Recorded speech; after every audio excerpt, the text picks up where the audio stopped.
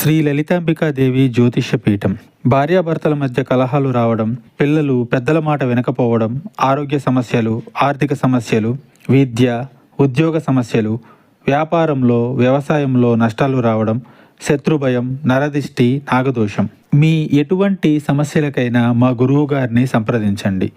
గురూజీ శ్రీ గురవయ్య స్వామి గారు. Phone number 9550349125. ఒక రహస్యం బయటపడుతుంది.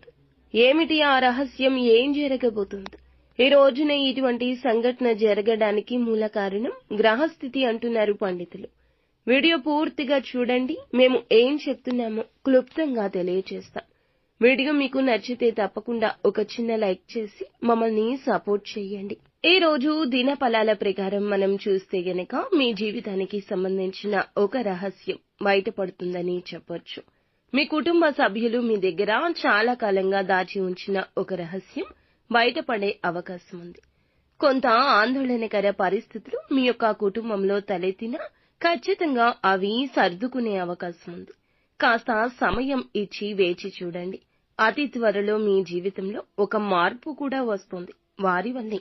ఎవరైతే రాజకీయ నాయకులు ఉన్నారో రాజకీయ జీవితం గురించి, రాజకీయ భవిష్యత్తు గురించి ఒక ముఖ్య నిర్ణయం తీసుకోబోతున్నారు.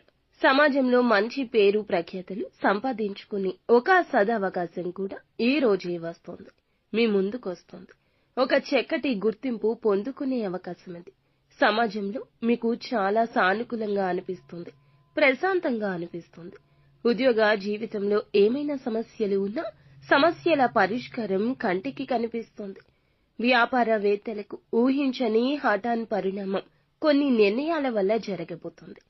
భాగస్వామ్యులతో వ్యాపారం చేస్తున్న వారికి చిన్న చిన్న మనస్పర్ధలు, విభేదాలు ఉన్నాయి. ఈ అంశంలో మాత్రం తగిన జాగ్రత్తను ఖచ్చితంగా తీసుకోవాలి.